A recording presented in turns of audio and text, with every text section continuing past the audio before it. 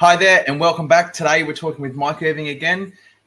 Those of you that don't know Mike Irving, Mike Irving's been the go-to guy for the media in Australia, for Sky News, The Today Show. A lot of business media outlets out there contact Mike regarding sales, communication, and leadership skills. So, Mike, we were talking the other day, and we were talking about postulates, and that's something that we've done a lot of work over the years. And for me, it was one of those words that the first time you asked me about it, I had to look it up because I didn't know what it meant. Well, mate, I think that's the case for a lot of people. Like, that's not a very, like, that word can be used by some people to say, well, I postulated, meaning, like, I had the idea that this would be the case. So, but we use that word in a really specific way that not many people would understand. So, yeah, that's not surprising. Yeah. Yeah. A postulate is an idea. Yeah.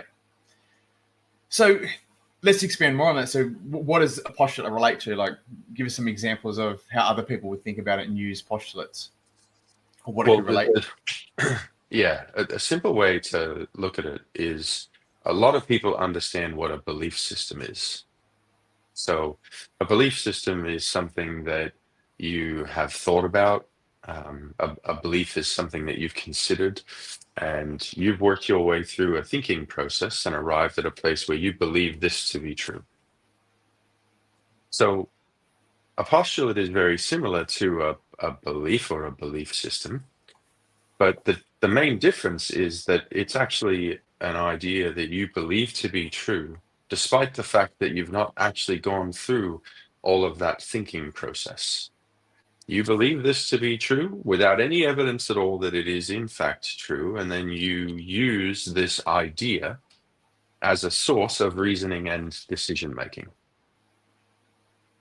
Now, one of the things that I just want to quickly add to that is I want to make sure that we're really clear up front that postulates are not bad. In fact, your postulates are the fundamental underlying way that you create your own reality. It's the way that you create your life. And so there are some postulates that are really, really good. Like, they're very helpful. If you absolutely believe that it's easy to make money, well, hey, that's a handy postulate to have, because it will be easy to make money for you, right? Not a lot of people have that postulate, but that's they're not all bad. Yep. So yes, so like, in that example of making money, when I know my mum always says that money doesn't grow on trees. That's a great postulate. Yep. And for some people I know, like, literally, it does. Yeah. There are people out there that literally have the problem of having too much money. Yeah. And it is this might sound insane to some people who are listening, but that is and can be a real problem, because you go, hold on, what am I going to do with it? Like, what am I don't how am I going to hold on to it? What am I going to do with it? What are we going to put it to use with? There's all sorts of problems that occur with having money. Yeah. Yeah, the kids play a game of, like, spend Bill Gates' money, and it's just crazy watching them try and spend it and do stuff, and it just keeps growing and bigger, and they just can't spend it fast enough. So yeah, it's interesting. So yeah, okay. So with these postulates or these limiting beliefs or any sort of belief, so where do we get these ideas from and these beliefs? Where do they come from? That's a very, very, very good question. And there's not one answer. So some of them will have come from your mum, your dad, your grandparents on either side. Some of them will come from your own mind, like your own ideas of decisions you've made as you've gone through experiences in life. I'll give you a really simple example. Have you ever heard somebody, and I'm going to just make this example up, but you ever heard somebody walk around the corner and they bump into you and they go, oh, mate, be careful if you're going that way. There's a black dog around the corner. All black dogs are dangerous. Be careful when you go around the corner, right? What? That's That's a postulate. All black dogs are dangerous. Now, if they believe that that is true, then what's going to happen is that they're going to behave in a way, or they're going to put out an energy in a way that's going to create a situation where that dog will behave in a way that demonstrates to the person that they're correct. And so they add on to the ideas that they have about it. Does that make sense? Yeah. So And that's one that comes from their own personal experience of life, perhaps. You know, they may have been 5 years old and, you know, got bit by a black dog. Or, you know, I've got a mate who his kid was 3 years old and got bit by a pig. So, you know, we immediately make decisions and create ideas. Yeah. Every time something happens. Yeah. You know, for me over the years and working and learning more about postulates, it's like inspecting of where I got that belief from, and a lot of the time, from your parents or friends or family, it's like, okay, well, where did they get that information from? And going back to find the true source and to investigate, see, is that true or not? Yeah, there's a lot of study that's happening right now, and the science is starting to demonstrate that all of the memories of your ancestors and possibly past lives that you've experienced are stored in something that they call the morphogenetic field, I think is the word. Don't quote me on that, but I believe it's the morphogenetic field. And that's the space in between the DNA helix. And so if those memories are there, then you can be pretty well guaranteed that belief systems and ideas and this thing that I call quantum resistance is also sitting there as well. And so we don't just accumulate postulates from our own experiences of life. Yep. Yeah, definitely. We'll get into talking about, you know, how people can, you know, remove this. And I did some research this morning on, you know, what are the top 10 limiting beliefs people have. And it was interesting. So I cross-referenced a couple of different websites, and the number one limiting belief people have is, I can't do this. Fascinating, isn't it? Yep. So, and then the second one is, I'm not worthy of love. Which is interesting. Yep. I would actually argue that you could leave the word love off and just leave it as I'm not worthy. Yeah. Because it can be love, it can be affection, it can be success, it can be, you know, so many different things. Yep. And if we believe that we're not worthy of those, well, we're going to be right. Yep. Yeah. Yeah, a lot of the things to me I looked at, a lot of it come around to self-esteem is what a lot of them related back to, you know, self-worthiness or self-esteem, or I don't deserve this, I'm not ready yet, it's too hard, I can't change, I don't have enough time, money, or resources, I'm not good at, I don't have time for this, and I don't know how to. So yeah, they're sort of the top limiting beliefs that people have about themselves. So how would you go around with people, you know, a lot of business coaches and gurus and everyone talks about, you know, that just think positive and put it out there and, you know, manifest it and think about that stuff. So, you know, if you're thinking negative thoughts, like, how would you suggest people to confront this and work through a process of changing your thinking? Yeah, that's a really good question.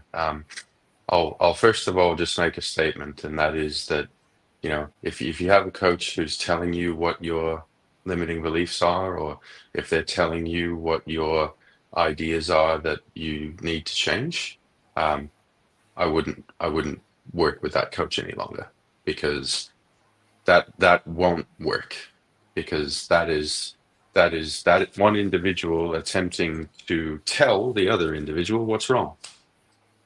And while the problem with that is that on the odd occasion it does work with a very small percentage of people, but really the trick to it is to facilitate the person to actually identify themselves where the idea is that doesn't make sense. Because if someone's telling you they're putting their postulates, limiting beliefs onto you of what they think that hasn't worked in their life and what they changed to make their life successful. Well, that's part of it. But the fact that they're telling you means that it's their idea. Yeah. And if we're attempting to work with your mind, with your thoughts, then hey, it's necessary for this to be your idea and for you to spot it. And so the simplest way to do that is to get people talking about the area that they have a challenge in. And the more that they talk about it, your task is to make sure that you receive what they say and listen and really give them your attention. And if you develop a few skills in communication, what will eventually happen is that you'll ask a question and they'll say something and they'll go, oh, wow, holy smokes, I didn't realize that thought was there. Oh, geez, that doesn't make any sense, does it? And they'll kind of lighten up and brighten up, and you'll see what I would refer to as good indicators from them. And all of a sudden, they've actually identified themselves. Oh, shit, that thought doesn't serve me. Yeah. See, the one of the challenges that exists is that you have the definition of a problem is when you have intention and counter intention. So you have opposing intentions, and postulates or ideas are often, if we call it subconscious, that word will probably work. So they're not ideas that you are aware that you have, right? And so these subconscious ideas will actually be in opposition to the thing that you want to achieve, or the thing that you're looking to do, or the thing that the business you're looking to grow. And so if you have intention and then an underlying idea that is oppositional to that intention, you're stuck. And what that feels like is, it feels like you're stuck. It feels like you can't get the thing done you want to get done. It feels like I know what I'm supposed to be doing, I just can't seem to do it pretty easily. We ought to be getting a 40% conversion rate in our sales process, but we're only getting a 10 or 15 or 20% sales rate, and I don't know why. Well, that is an indicator that there's an idea. There is, let's use the term negative thinking. There's oppositional or negative thinking that's restricting you from being able to do what you do. Yeah. Now, we have, over the last 18 years, we've developed a number of processes that help us to support the members of our community to identify these ideas and to handle them, remove them, so that they no longer are restricting that person. And you've experienced lots of that. And so it's kind of like a process of supporting you to almost audit your own mind. That's a way of talking about it. Yeah.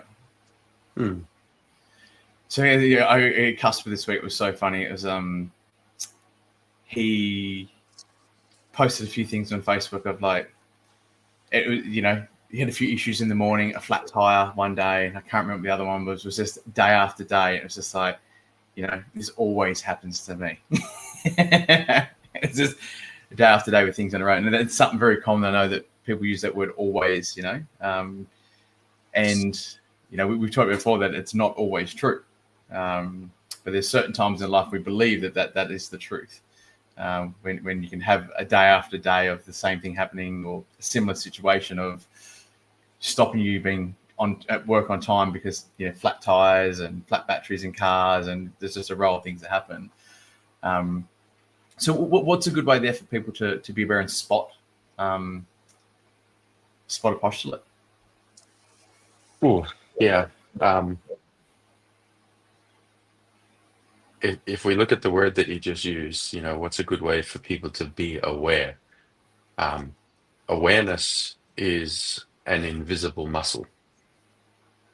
And so the best way for someone to be aware is to continually build the muscle called awareness. And I say it's a muscle because it's just like a physical muscle. In the last 12 months, I've been traveling a lot. And so while traveling, I've found it not effortless to maintain a weightlifting program. And so I know right now my muscles are not as strong as what they were 12 months ago, right? Like it's a reality of life right now, and something that I'm going to choose to change. So your invisible muscles, awareness being one of them, is similar. If you don't exercise that muscle regularly, if you don't put in the work in order to continually develop your own awareness, then that muscle will atrophy. It will get weaker.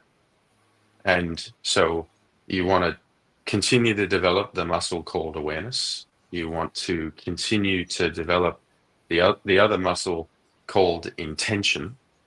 And between those two, and the third muscle called interest, you're going to use those three muscles to be more able to direct your attention to where you want it to go. And so if you spend time, if you allocate time, and if you allocate awareness to putting your attention on your own ideas, that's a way you could do it.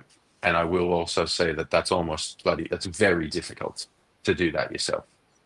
So, I know that even for me, after 18 years of kind of working at this, it doesn't work for me to attempt to identify my own postulates on a subject where I might have resistance.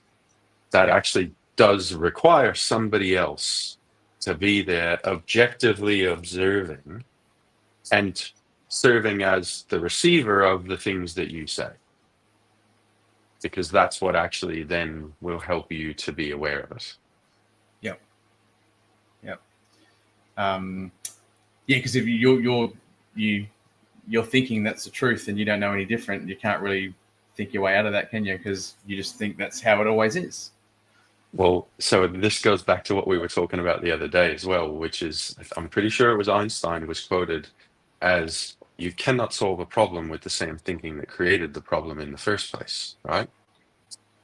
Your ideas and your postulates, you have all of those ideas 100% justified, rationalized, and you're certain that it's the correct way to approach life. Otherwise, you wouldn't do it, right? You're never going to intentionally approach life in a way that you think makes no sense, will you?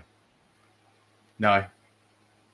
And because of that, that's why it can be so difficult to uncover your own ideas that don't make sense, because you've got them justified.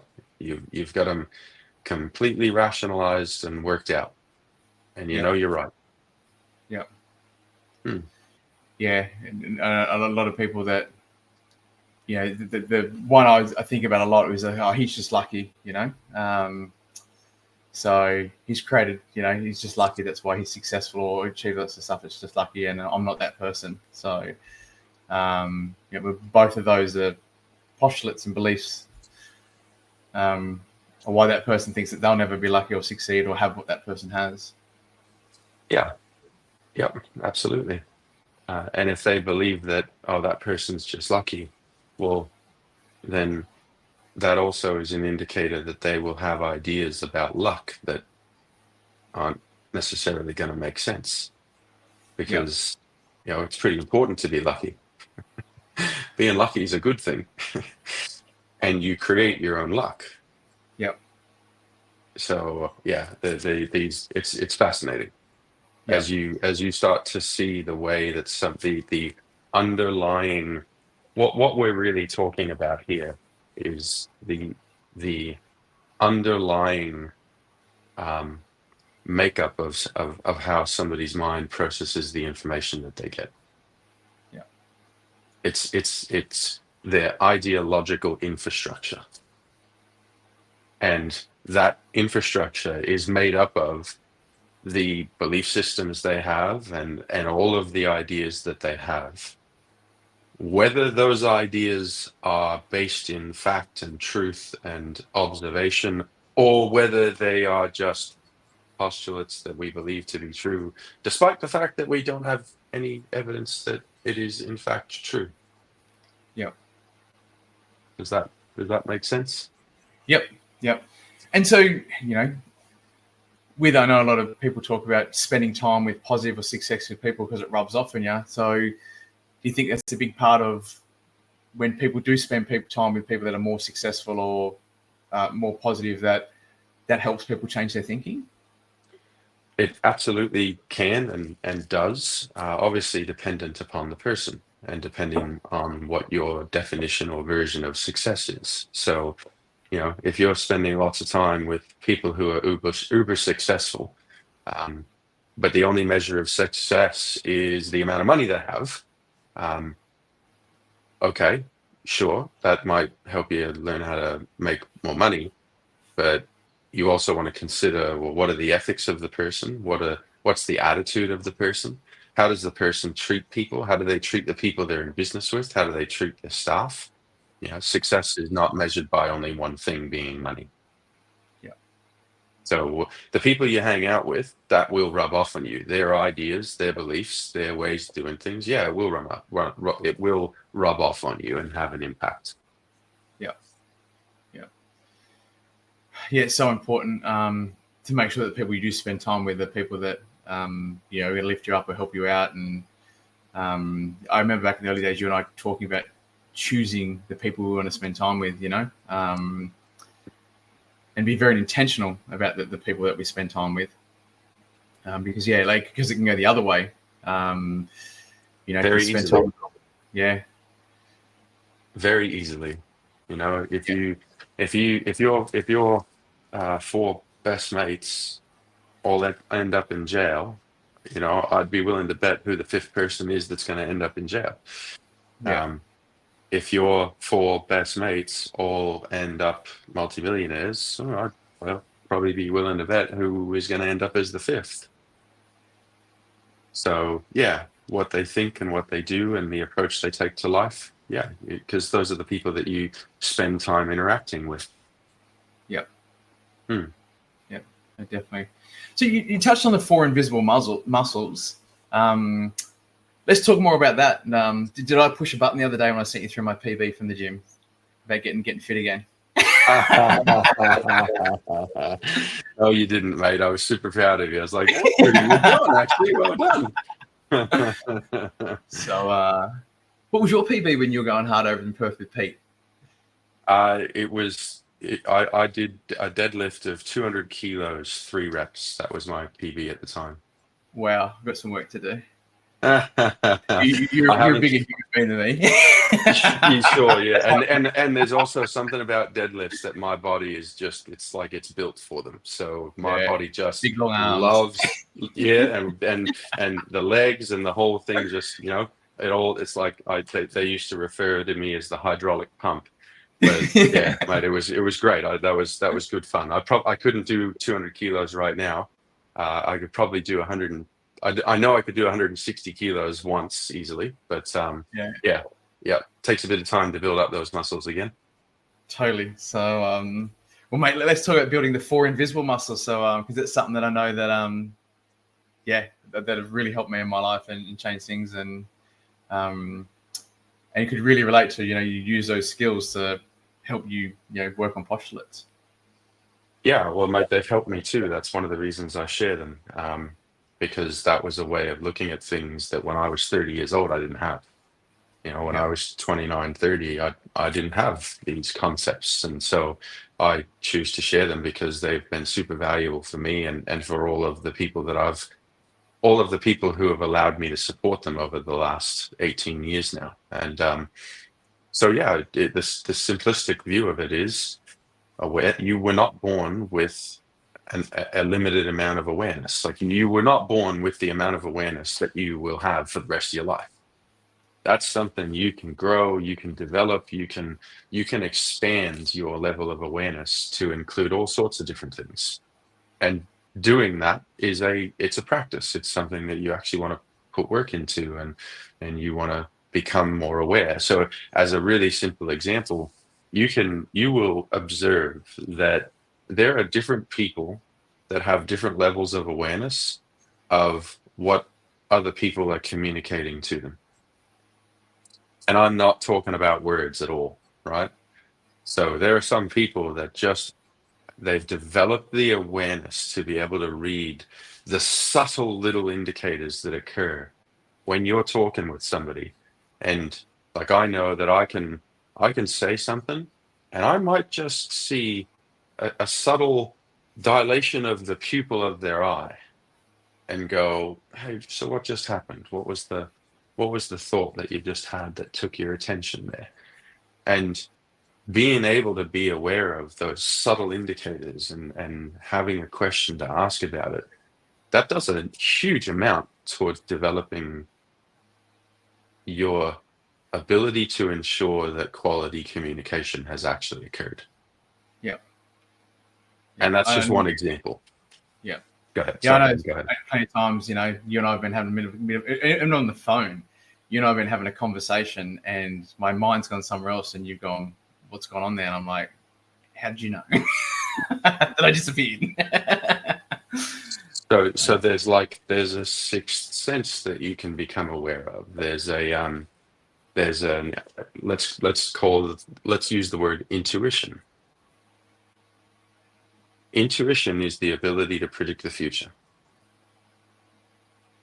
And it's the ability to perceive things that your eyes and ears and skin can't necessarily touch or see or hear, right?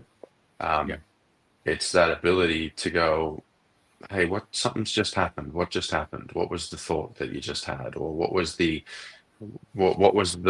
thing that just grabbed your attention? And when you're on the phone, you don't even have the sight. All you have is the sound and the sense of connection to the person.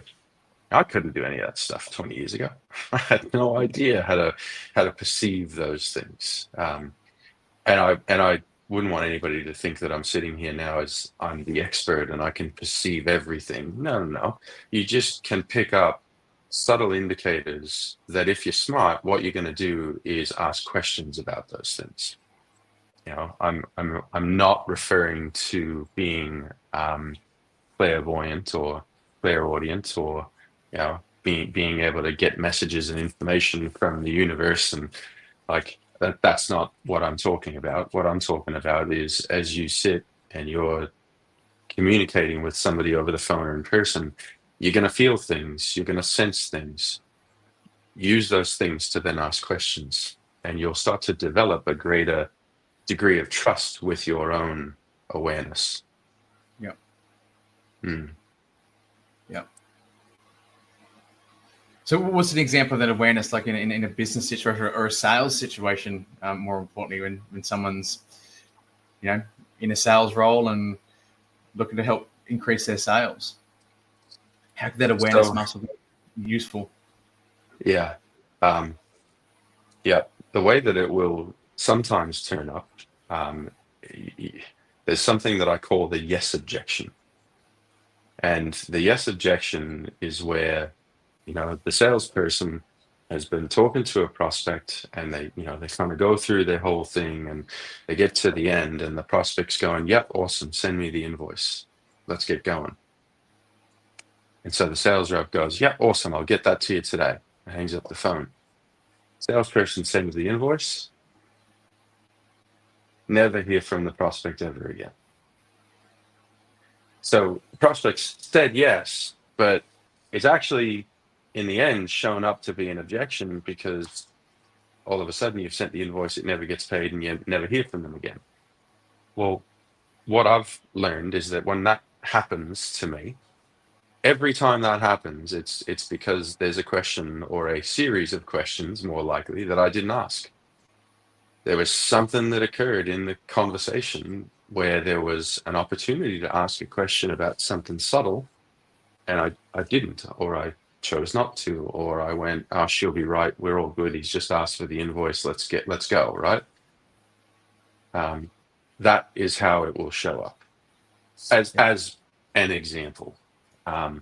Or you might say something in a sales process or in a conversation, and you might ask a question, and the person might answer and then ask another question, and depending on where you are in that process, it could be a mistake for you to answer their question, because their question really is actually an indicator that there is attention, interest, and desire, but perhaps they've not moved to taking action yet. And so what you actually have an opportunity to do is ask a question that confirms that this is aligned with their desire. And if it does do this thing that you just asked about, is that what you really want? Oh yeah, 100%. If that's what I really do, if it does that, right? Like, let me get my credit card out. Let's go.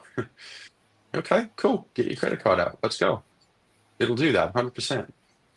Yeah. But the mistake would be to answer that question back then before you actually get the confirmation that it's aligned with their desire, and that, yeah, they do want that. And that if it does that, then they're willing to take the action of, hey, let's get going.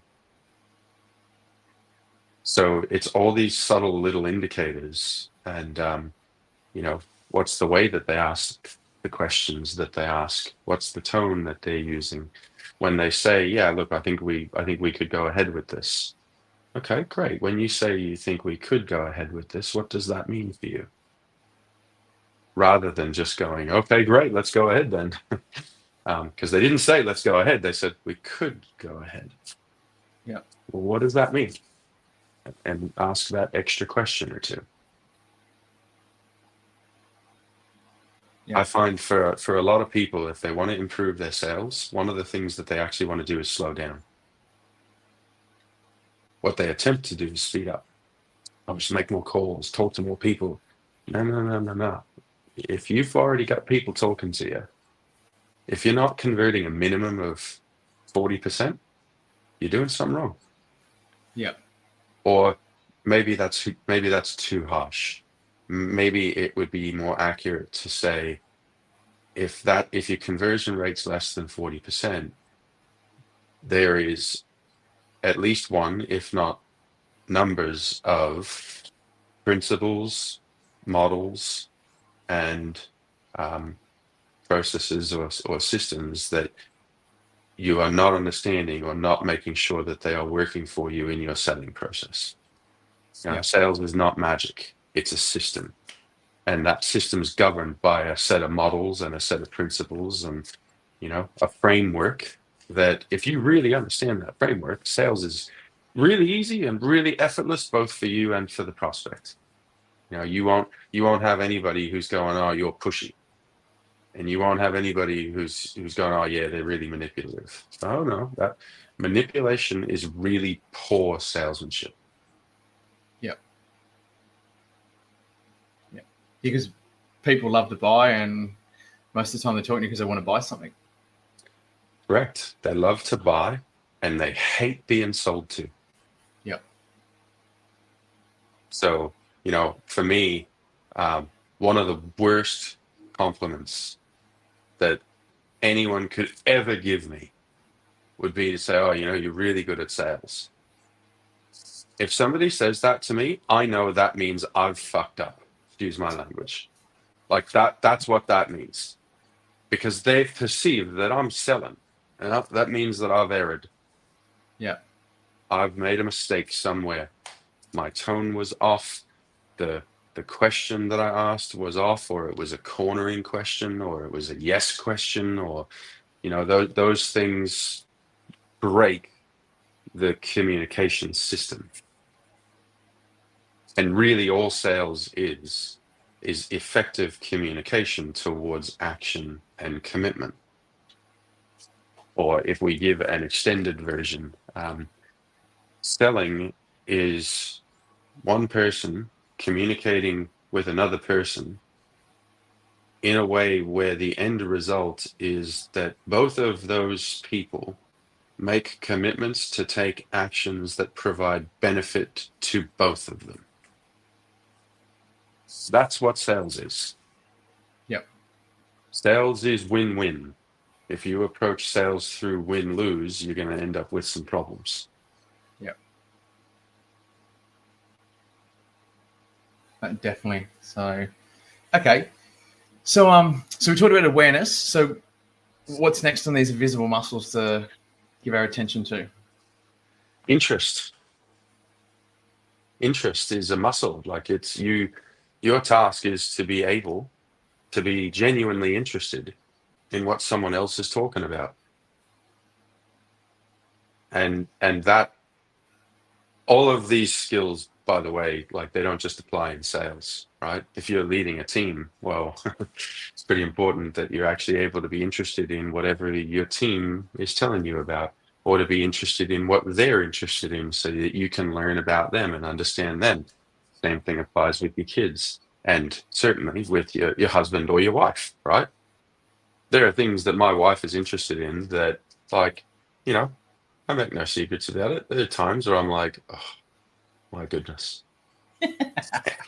And like, I know how much better my relationship is when I choose to be interested in the things that she's interested in for, a period of time. Or, we went secondhand shopping the other day because she loves going and finding bargains, and we're in a fairly posh part of the UK right now, so there's some pretty good secondhand shops. So I'm like, okay, let's go. I can be interested in this enough for, let's give it a couple hours and it's all good. Whereas for most people, what they do is they will be in a conversation, and if they determine that what's being talked about isn't interesting to them, they switch off. And that happens in a lot of marriages too. Yeah. And it certainly happens for a lot of salespeople. Yeah. No, definitely. So, it's even from a learning point of view, like my son, like you can ask him about the stuff that he teaches about airline crashes. The other day, he told me some stats on a Concorde that crashed, how many people died, what all happened. I Googled it and I was like, how do you remember all this stuff?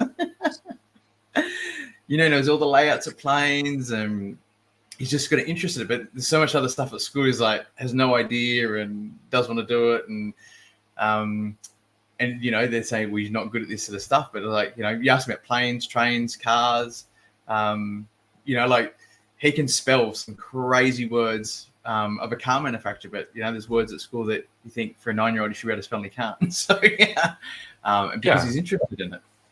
Well, that's it. He's interested in it, and so he's willing to give it his attention. It has his attention. It's effortless for him to give that attention, right? Yeah. And that's the point. These first three muscles that we've spoken about: awareness, intention, and interest.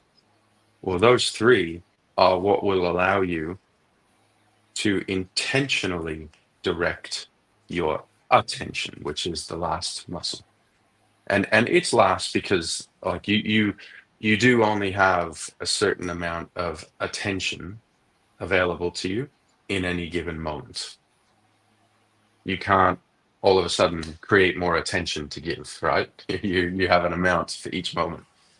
And so right now, on the planet, the thing that everybody's competing for is attention. Yeah. That's what Facebook is doing. That's what Instagram is doing, is all these people wanting attention. And you don't just have businesses wanting attention from consumers now. You have people wanting attention in the form of likes and comments and popularity on social media. It's a battle for attention. Yeah. And the amount of or the attention span is now even more limited than what it was 10 years ago. Yeah. So I think it used to be that you had, what was it? How many seconds to make an impression and to have people kind of go, okay, well, hold on, I'm interested to look more about this. And whatever the number was, it's now more than halved. Yeah. Yeah, it's interesting. Yeah, I think I look a lot of like with the kids. I find my kids are very different when they watch longer movies compared to shorts. You see a different human being that you're dealing with. So when if they sit down and take their time, watch a movie, get more engaged in a whole storyline rather than one thing to another. Yeah, like we talked before about slowing up in sales. Like that's sort of the personality I see. It's a very different, slower, more present, better conversations, and just go. Yeah. A lot of people think that the best salespeople are the best talkers, but the data shows us that that's not actually true. The best salespeople they're not extroverts, but they're also not introverts strictly. So there's a middle point which we can. I don't remember where I first read this, so this is not my word that I created, but ambiverts. The best salespeople are ambiverts. So they can be extroverted, like they can talk and they can express themselves and they can be the center of attention when they choose to be.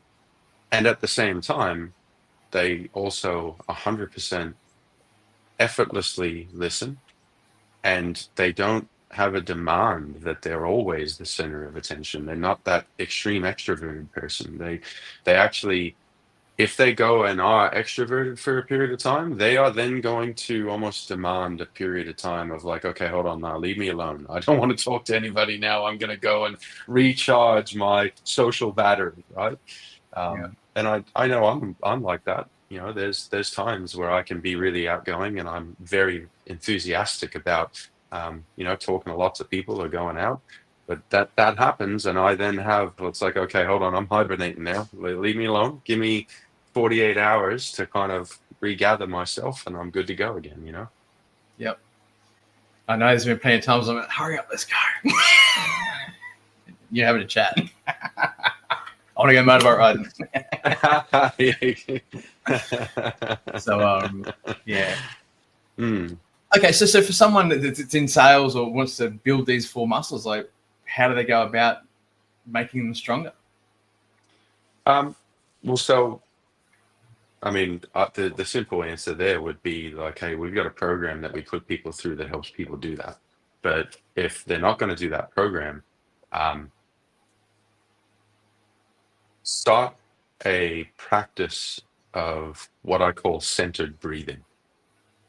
And that will slow you down. That will help you to slow down. It will help you to direct your attention, and it will decrease the amount of time that you spend in fight, flight, faint, freeze mode. It'll decrease the amount of time that you spend with your adrenal system, skyrocketing and you're all hyped up and ready to go, right? That would be the first thing that I would do. So do some work on learning how to, I think the technical term is diaphragmatic breathing. I call it centered breathing. Breathe into your belly. And I recommend people do that as a way of life. That's the first thing. The second thing is role play. Partner with somebody, and preferably partner with somebody who knows what they're doing, and role play. Practice communication skills. You've done our workshop, I don't know how many times now. we put people through a set of drills that are designed for them to fundamentally role play and practice the skills of good communication. And when it comes to sales, that role play is even more important. You know, that's how somebody gets better at doing that. And the most important piece is being willing to listen and give, and listening is defined as giving giving your complete and thoughtful attention to what someone else is saying. So as an example on that there, I just had a thought was, you know, if you're in a sales role and the customer's there talking, telling you stuff, and you're thinking about the next thing to tell them, or, you know, like, is that giving them your full attention? Because I know that's something that happens a lot. That I feel like some sales guys, you're having a conversation, it's like you haven't even finished and they're talking over the top of you to get out what they want to tell. Yeah, 100% happens way too often, and that is an indicator of the number one most significant mistake that most people in sales make, and that is that they talk too much. They talk too much to the point where they actually buy back the problem from the customer and they lose the sale. They talk themselves out of the sale. Yeah. Because the customer doesn't feel understood. They don't feel heard. They don't walk away knowing that they were heard and understood. And so therefore they don't walk away with that level of confidence that because you've understood, you're really going to be able to help them solve their problem. Yeah. No, definitely. So, yep. Okay. So, center breathing, role playing. What else could people do to build these invisible muscles?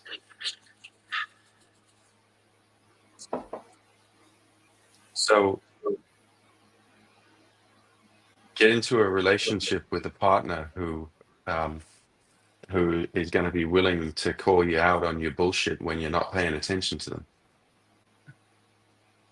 Because that's an indicator, and for a lot of people that, and I'm not talking about just a guy getting into a relationship with a woman who would do that, because hey, you know, how much do you think if you're a guy, how much do you think your wife is really interested in all the stories you tell her about dirt bike riding or working on cars, or, you know, like, I could guarantee you she's really not interested, right?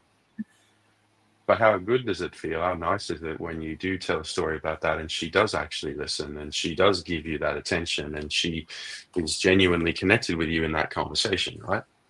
Yeah.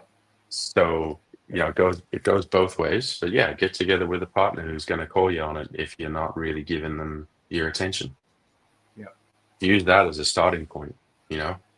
A really funny story about that is, so, you know, in 2007, I decided, right, I'm going to be a coach, and I'm going to make sure that I understand what to do no matter what somebody comes and sits down in front of me with wanting help with, right?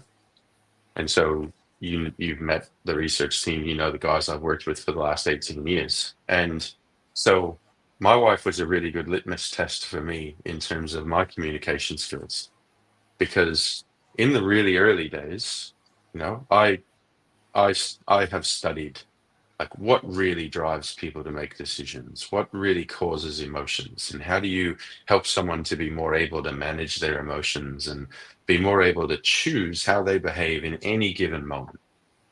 And so communication's a massive part of that. And so I would have conversations with my wife in the early stages, and I may have noticed that she might have been experiencing an emotion, and I would, you know, so that's an opportunity. Okay, I can, let's see if I can help with this. And so I'd ask questions.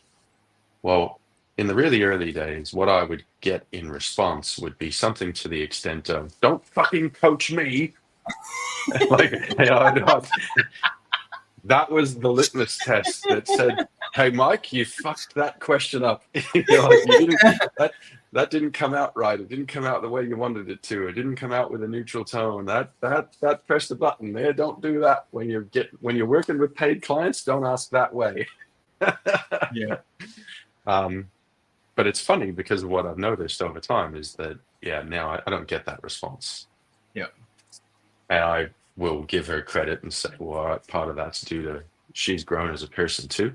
But I also know that I have invested in these communication skills. And, communication skills tends not to be like necessarily what people want. What people want is leadership skills. They want sales skills. They want to grow revenue. They want that. Those are the things they want, right? But the thing is, in order to have those things happen, the fundamental skill that drives those things is communication. Yeah. That's what it is. And bringing this back into what we started talking about, which is postulates. Our postulates absolutely get in the way of good communication happening. Yeah. Because if you have a postulate and somebody else says something that opposes your postulate, well, that's push the button for you, right? And if your button's pushed, now you're probably not going to respond intentionally. You're going to react, right? And so communication breaks down. Yeah. Yeah. I know you do communication. I think you talk a lot about of like riding a bike, and it's so true. A lot of guys I've worked with over the years, and even people that run businesses that have some sort of level of success that think they know how to sell and that they don't. They've just got a business in the right spot, the right time. They've got a product that people want, and people end up buying from them. And but at the end of the day, from a sales point of view, they could be so much better if they actually just knew how to sell or communicate more effectively. Yeah, absolutely. Yeah, 100%. And with that, there's a big difference between somebody who is really, really good at sales compared to somebody who's an order taker, and they're taking orders for a product that the market really wants, right? Yeah. So, and that no offense to anybody who is in sales right now, but sales is a very intentional, active thing that you do. If you're waiting for the phone to ring, or if you've got incoming leads that are coming in because they've seen ads and really well-designed landing pages and they want to talk to somebody, the new term that's used is you're a closer, but that's not real sales. There's aspects of it that are sales. The same skills will apply. And those skills can be developed and improved, and the 4 invisible muscles. These things will all make a massive, massive difference to the results that those people can produce. Yeah. So how would you define sales? Like, what is the true act of sales? So sales is literally going out and creating new business from nothing. Yeah. That's really, when you break it down, that's what sales is.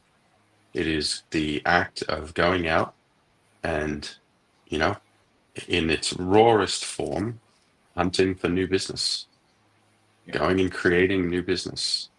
So you could, with the expression is, knocking on doors, going and creating new business, looking for opportunities, networking, seeing opportunities, taking action to actually then create those opportunities to be real business. So, the best salespeople in the world, they actually don't work with any leads that are generated from any online space. They go and create. Yeah. And if you can find one of those to work in your business, that's like that's they're pretty rare. They're rare as hen's teeth. Most business owners would be, have fit that description because they start something from nothing. But yeah, that's what it really is. Yep. It's a very intentional, creative act. Yeah. It's interesting. The whole create something from nothing, and I'm working with a few guys at the moment that are so worried about their website, what it looks for, and I think back to so many businesses I've started over the years, and I think back when we started, like most of them didn't have a website, we didn't have business cards. It was literally my pretty face saying, "Hey, we've got this. solve a problem for you. You want to give it a go? So, Yeah, I actually recommend, I've said this to lots of people. My recommendation is if you're starting a business, don't create a website. Don't create a website until you've done enough sales to pay for the website. Yep. Go and sell it. Because if you can't sell it, there's no way you're going to be able to create a website that sells it for you. Like, unless we're talking about widgets and you got an Etsy store or an Amazon store, okay, sure, different. But if you've got a service that you want to deliver or a product that includes a service, go and sell it. Create the website later. Go and sell it. Go and talk to people. And I think it comes back to posture, isn't it? It's like people think, well, I need a website, I need pretty brochures, I need all this stuff, and they spend so much time making everything pretty ready to go because it's a belief that they have that you'll require that stuff. And I was talking to a guy yesterday, and I said, look, me personally, I'm the sort of guy that will jump off a cliff and I'll build the plane on the way down. That's just how I roll, I'll work it out. I'll land. And there's a lot of entrepreneurs everything has to be perfect. I look at so many landing pages, websites of other businesses. I'm like, that's just so, because to me, I look at all the detail. I'm straight at the URL where it comes from. I go back, look at all the backlinks. I'm like, this is just one landing page. It doesn't exist to a website. I try and Google the other business name and figure it all out. It's like, it's just a landing page. That's all it is. And these guys are doing great revenue, So I think a lot of people think they need these big, flash, pretty brochures, websites. And it's a posture or a limiting belief that they have that to get the sale in the first place, you need that pretty brochure, 100%. And mate, think back to the days of building door-to-door sales teams. How often did the teams go, oh, we need a better brochure, or more things to sell? And then what they would do is they would come back to the office and go, oh, I had a great day today. Oh yeah, cool, awesome. How many signed sales did you get? Oh, just the one. But I left brochures with 15 people. They're all going to sign up tomorrow. Oh, are they just? Really? Okay. I can't wait to see your 15 sales tomorrow then, hey? The website is the new version of a flashy brochure in many ways. Unless you, and this is going off topic, but there is an exception to that.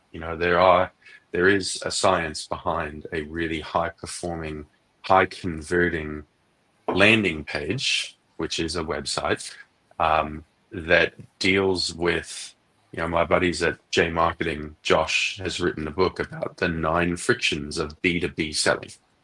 Yeah, a little bit different to B2C, but what they've done is actually really effective. So, but again, main point here is before you go and spend $5,000 or $10,000 or $15,000 on a high converting landing page, go and sell your service first.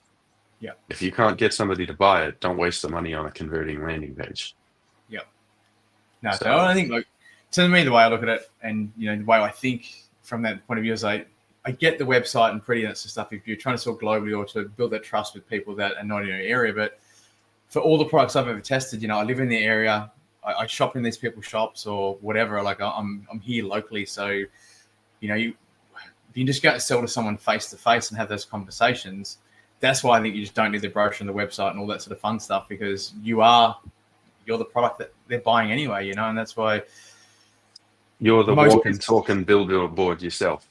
Exactly. And because that's for me that how I feel about sales is like, and any business I've ever done, like, whatever I say, I'm making that commitment, you're going to get it, whatever the product or service is being, they're buying my trust that, I'll make a commitment to them that I'm going to solve their problem. So whatever it is, give me your trust and I'll solve your problem. Whatever it is, with save money on energy or, whatever products we've been doing over the years, but it's that buying that your trust. And if it's a lot easier to learn face to face and build that trust without a flashy website, if you're just standing in front of someone having a conversation, 100%. Yeah. I think you'll agree with me. I'm also a really big advocate I wish that there were more things that were able to be sold in a door-to-door sense right now. I know Australia has kind of really restricted the ability to go door-to-door residentially, but man, that's some of the best training anybody can ever have, because it's really like you're right there. You know, you are going to get a lesson in dealing with people when you knock on people's doors. Yep. There's No, there's 100%. there's an invaluable amount of skill that's developed through the experience of doing that and having doors slammed in your face, and then also having fantastic conversations with people that you literally created out of 30 seconds of knocking on their door going, hey, how you going? Yep. Yep. Yeah, we were talking about this the other day with the kids and Sarah, and it was just like, Lennox actually asked me how many doors I've ever knocked on, and the numbers were a lot less than I thought when I honestly worked it out and went through the numbers. And mate, yeah, like I reckon it's about 100,000 doors I've knocked on. You know, so if you do the math, and they'll ask about rude people and that sort of stuff. I was like, I cannot remember. Like I reckon I always used to say when I was in the field, it's like 3 people who were ever rude and angry to me. That was it. You know, there's 3 people I really remember. Like I always had a good experience with people. You know, so yeah. Yeah, like, I have one that I can remember. I've Yeah. one person who was like really, really, really, really rude to me. Yep. Yeah. And it goes back the door-to-door days I remember with dogs, you know. I grew up with a kid who was very scared of dogs, had been mauled, and I didn't really understand his like fear of dogs, but he was a kid and he got bitten, and mate, the amount of times I'd be standing in someone's house, knocking on their front door, and they're like, how'd you get here? I'm like, I opened the gate and walked in. They're like, yeah, but we got a big Rottweiler. I'm like, that one there? You know, I just have zero fear of dogs. I've never been scared of dogs. You know, like, I haven't had that experience of a nasty dog in my life. You know, the one time I've been attacked by a dog was in Seven Hills. I was welding one night, and I had a few beers when I used to drink. And I saw this dog in a pink jacket. And I was like, you know, because I used to leave the door open a little bit at the front, you know, because we're living on the main road there. I had the door at the front. I'd have the back door open wide because it was a go through the garage. So the wind would come through and it'd get all the welding smoke out. And then anyway, I thought I was dreaming because this dog was there. It wasn't. I thought, I've had too many beers tonight. Then anyway, the next day, that dog got run over out the front by a car. And I pulled it off the road like, it attacked me, you know, and I was trying to get off the road and sort it out, but literally got hit, bit me, run down the street like nothing was wrong with it. So, oh no! I went out, found the owner, and knocked on his door, and you know, so yeah, it was fine. So yeah, but yeah, that's my only time I've been attacked by a dog trying to save the bloody thing, get off the road, and been hit from a car. Oh, I'm glad the dog was okay and ran down the road, man. Oh, jeez Louise.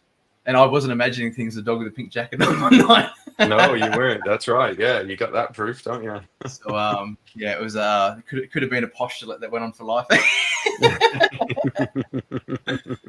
So awesome, mate. Cool. So we've covered lots. So is there anything you want to finish up or end on that? You know, we've talked about postulates, the 4 invisible muscles. There's something else we touched on as well in there.